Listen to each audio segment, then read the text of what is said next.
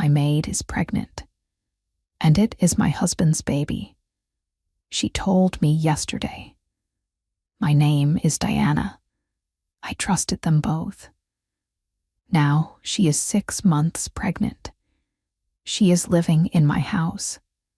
My hands are shaking as I tell you this. I am sitting in my kitchen. The house is quiet, but my head is loud. My head is full of noise and pain. I want to tell you my story. I want to tell you how my perfect life broke into pieces. Maybe you can learn from me. Maybe you can be stronger than me. Let me start from the beginning. I am 30 years old. I live in a big city.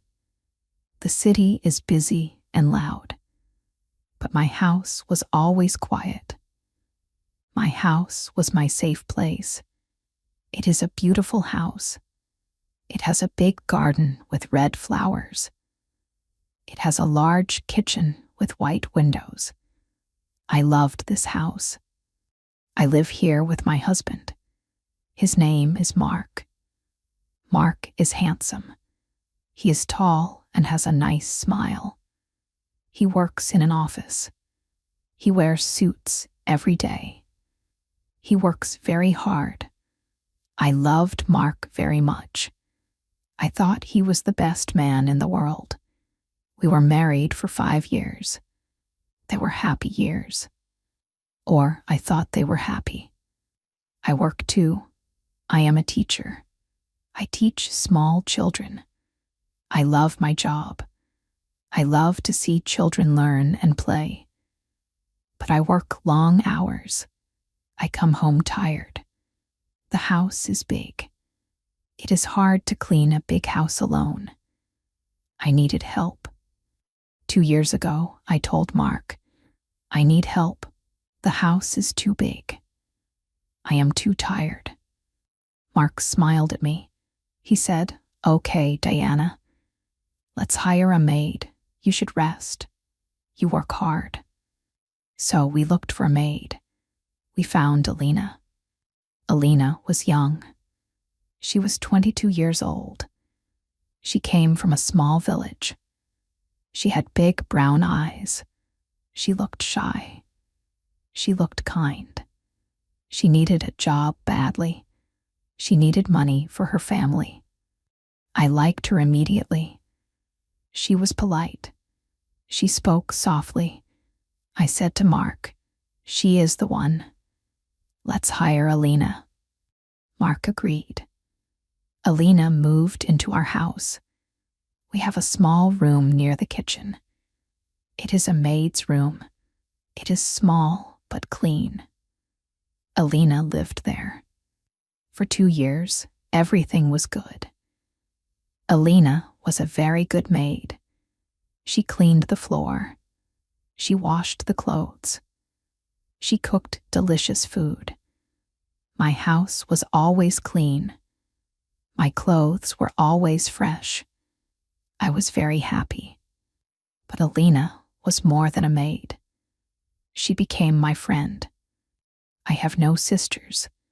My family lives far away. I was often lonely in the big house. Mark worked late many nights. So I talked to Alina. We cooked dinner together. I chopped the vegetables. She cooked the meat. We laughed. We talked about life. I asked her about her village. She told me stories about her childhood. She told me about her dreams. She said, "Madam Diana, I want to study one day. I want to be a nurse." I smiled. I said, "You can do it, Alina. You are smart. I will help you." I gave her books. I taught her English words. I treated her like a younger sister. I trusted her completely. I left my purse on the table. I left my jewelry in the bedroom. I never worried. Alina was honest. That is what I thought. And I trusted Mark. Mark was a good husband. He kissed me every morning. He brought me flowers on my birthday. He told me, "I love you, Diana." But 6 months ago, things changed. I did not see it then. I see it now. Mark started to work very late. He came home at 9 o'clock or 10 o'clock. He said, "I have a lot of work. My boss is angry." I believed him. I said, "It is okay, honey. You work so hard for us." He stopped eating dinner with me. He was always tired. He went to sleep immediately. He was distant. He was cold. At the same time, Alina changed too. Alina was usually happy. She usually sang songs when she cleaned, but she stopped singing. She became quiet. She looked sad. I asked her, "Alina, are you okay? Is something wrong?" She looked down at the floor. She said, "I am fine, madam, just tired." She started to wear big clothes. She wore large shirts. She wore loose dresses. She did not wear her uniform. I asked, "Why do you wear those clothes?" She said, "My uniform is tight. I gained a little weight. I like comfortable clothes." I did not think about it. I was busy with my school. I was busy with my students. I did not look closely. 1 month ago, Alina got sick. She was vomiting in the morning. I heard her in the bathroom. I was worried. I knocked on the door. "Alina, are you sick?" She opened the door. Her face was pale. She looked white and weak. She said, "It is just a stomach ache, madam. I ate bad food." I was kind to her. I said, "Go to bed, Alina. Do not work today. Rest. I will make you tea." I made her tea. I brought it to her room. I sat on her bed. I touched her forehead. She did not have a fever. I said, "Maybe you need a doctor." She looked scared. Her eyes were wide with fear. "No, no doctor, please, madam. No doctor. I will be fine." I thought she was afraid of the cost. I said, "I will pay, Alina. Do not worry." But she refused. She cried, so I let her sleep. Mark came home that night. I told him, "Alina is sick. She is vomiting." Mark looked strange. He looked nervous. He drank a glass of water quickly. He said, "Oh, that is too bad. Maybe she should go back to her village. Maybe she is too sick to work." I was surprised. "No, Mark, she just has a stomach ache. She will be fine tomorrow." Mark did not look at me. He looked at his phone. He said, "Okay, whatever you want." Weeks passed. The atmosphere in the house was heavy. It felt like a storm was coming. I felt anxious. I did not know why. Then came yesterday. Yesterday was a Tuesday. I came home early from school. My head hurt. I wanted to rest. I walked into the house. It was quiet. Mark was at work. Alina was usually in the kitchen. I walked to the kitchen. I saw Alina. She was standing by the sink. She was washing dishes. She did not hear me.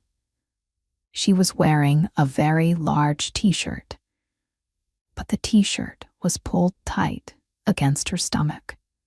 I stopped, I looked. Her stomach was big.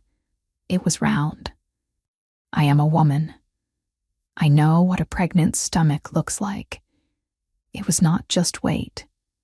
It was a baby bump, a big one. My heart stopped beating for a second. The air left my lungs. I said her name, Elena. She jumped. She dropped a plate. The plate broke on the floor. Smash. She turned around. She saw me looking at her stomach. She could not hide it anymore. She put her hands over her belly. She started to cry. I walked closer. My legs felt heavy. Elena, I said, are you pregnant? She cried louder. She fell to her knees on the floor, next to the broken plate. She covered her face with her hands. I am sorry, madam. I am so sorry, she sobbed. I was confused. I was shocked. Elena did not have a boyfriend. She never went out. She was always here. I asked, who is the father? Do you have a boyfriend? She shook her head. No, no boyfriend. Then who? I asked. I felt a cold fear in my stomach. Elena, tell me, who is the father? She did not speak. She only cried. I knelt down next to her. I took her hands. Elena, you must tell me. I can help you. But I need to know. She looked at me. Her eyes were red. She looked terrified. She whispered, It is, sir. I did not understand. Sir, what sir? She looked down. Mr. Mark. It is Mr. Mark. The world stopped. The kitchen spun around me. I felt dizzy. No, I said, that is a lie. Mark loves me. Mark is my husband. Elena cried harder. It is true, madam. Please forgive me. It happened 6 months ago. I tried to stop it. But then it continued. I was scared. He said not to tell you. I stood up. I stepped away from her. I felt sick. I felt like I was going to vomit. 6 months, I asked. My voice was small. Yes, she said. I am 6 months pregnant. I looked at her stomach again. It was undeniable. My husband's child was in there. I ran. I ran out of the kitchen. I ran to my bedroom. I locked the door. I sat on my bed. I stared at the wall. I could not cry. I was too shocked. Mark, my Mark, with Elena, in my house. I remembered the late nights. I remembered him being cold to me. I remembered how he wanted Elena to leave when she was sick. He knew. He knew she was pregnant. He wanted to send her away to hide it. I felt a fire in my chest. It was anger. I waited for Mark. I sat on the bed for 3 hours. The sun went down. The room became dark. I did not turn on the light. I heard his car. I heard the front door open. Diana, he called. Elena, where is dinner? He sounded normal. He sounded happy. How could he be happy? I heard him walk up the stairs. He tried to open the bedroom door. It was locked. Diana, why is the door locked? I stood up. I opened the door. I looked at him. He was wearing his blue suit. He looked handsome. But now, he looked like a monster to me. We need to talk, I said. He saw my face. He saw my eyes were cold. His smile disappeared. What is wrong? He asked. I know, I said, 2 words, simple words. He turned pale. What do you know? I know about Elena. I know about the baby. Mark froze. He did not move. For a moment, I hoped he would say it was a lie. I hoped he would laugh and say I was crazy. But he did not. He looked down. He looked guilty. "Diana, please," he started. "Let me explain." "Explain," I shouted. "Explain what? You slept with our maid. You got her pregnant. In my house." He tried to touch my arm. I stepped back. "Do not touch me." "It was a mistake," he said. "It meant nothing. I was lonely. You are always tired. It just happened." "I was tired because I work," I screamed. "I was tired because I clean this house. And you blame me." He rubbed his face. "She seduced me," he said. "It was her fault." I looked at him with disgust. "She is 22. You are 35. She works for you. Do not blame her. You are the husband. You made vows to me." "I am sorry," he said. "We can fix this. We can send her away. I will give her money. She can go back to her village. We can forget this." "Forget," I laughed. It was a sad, crazy laugh. "There is a baby, Mark, a baby. You cannot forget a baby. It is 6 months old inside her. It will be born in 3 months." "I don't want the baby," he said coldly. "I want you." I looked at him. I saw a stranger. How could he say that about his own child? "Get out," I said. "What?" "Get out of this room. Sleep in the guest room. Do not speak to me." He looked angry now. "This is my house too." "Get out," I screamed. I threw a pillow at him. He left. He slammed the door. I fell onto the bed. Then the tears came. I cried for hours. I cried until my eyes burned. I cried until my throat hurt. That was yesterday. Now it is today. I am sitting in the kitchen.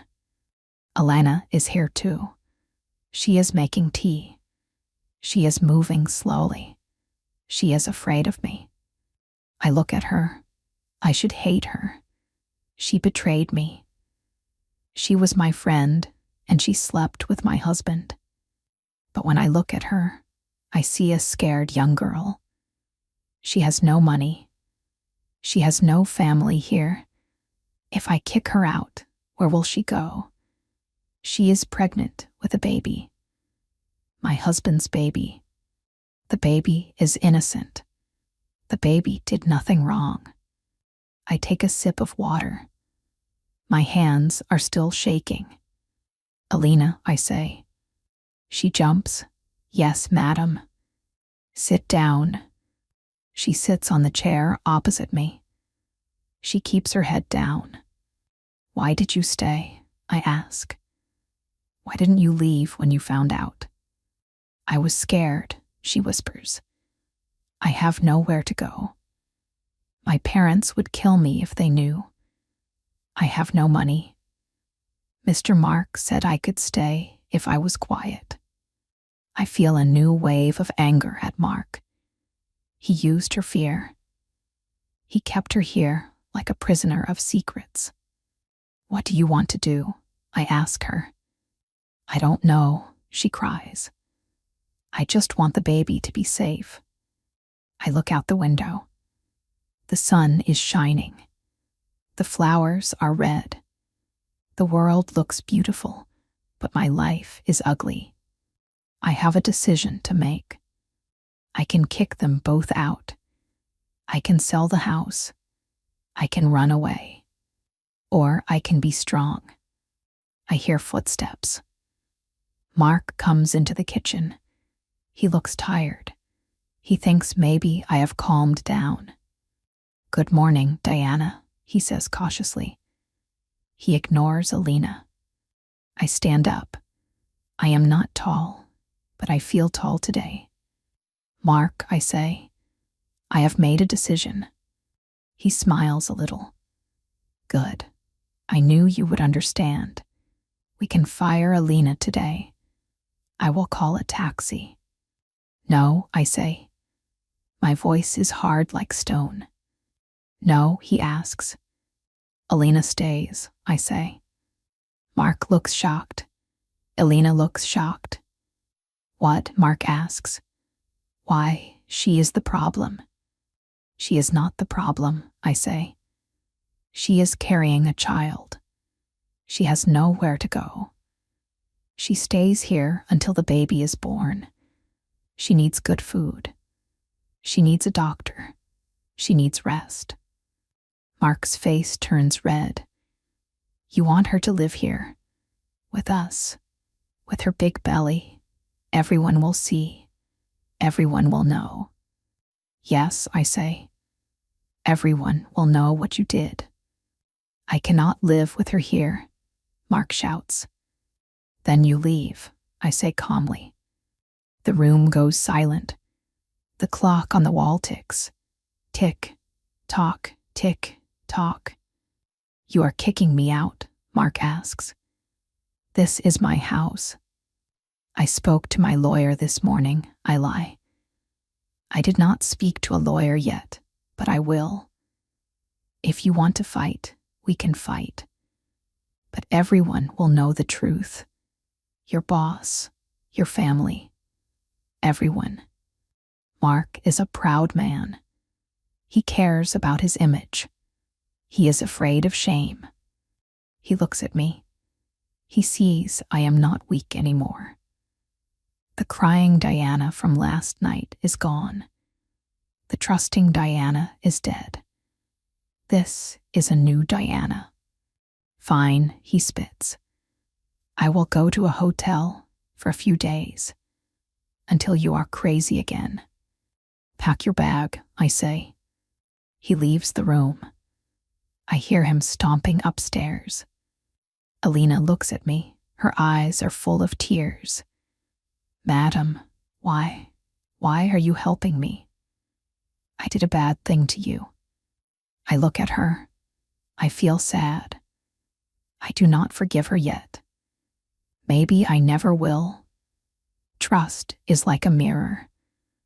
Once it is broken, you can fix it, but you can still see the cracks. I am not doing it for you, Alina, I say. I am doing it for the baby. And I am doing it for myself. I will not be cruel just because my husband was cruel. I am better than that. She nods. She understands. Mark leaves an hour later. He takes a big suitcase. He slams the front door. The house is quiet again. It is just me and Alina. And the unborn baby. I do not know what will happen next. Will I divorce Mark? Yes, I think so. I cannot love a man who respects me so little. I cannot love a man who abandons his own child. Will I keep Alina? No, not forever. After the baby is born, she must go. She must find her own life. I cannot live with the reminder of the betrayal every day. But I will help her start. I will make sure she is safe. I feel pain in my chest. My heart is broken. I loved my life. I loved my dream of a happy family. That dream is gone. But I feel something else too. I feel freedom. For 2 years, I tried to be the perfect wife. I tried to make Mark happy. I worked. I cleaned. I trusted. And it was not enough. Now, I do not have to try for him. I only have to try for me. I walk to the garden. I sit on a bench. The sun is warm on my face. I am Diana. I am 30 years old. My husband cheated on me. My maid is pregnant. It sounds like a terrible story. It sounds like a nightmare, but I am still breathing. The birds are still singing. I realized something important today. We cannot control what other people do.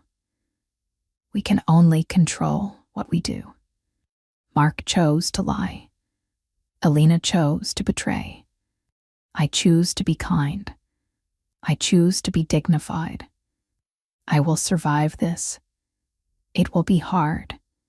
There will be many tears. There will be lawyers and courtrooms and money problems. People will gossip. People will talk. Let them talk. I know the truth. I know that I was a good wife. I know that I am a good person. If you are listening to this story, maybe you are sad too. Maybe someone hurt you. Maybe you feel alone.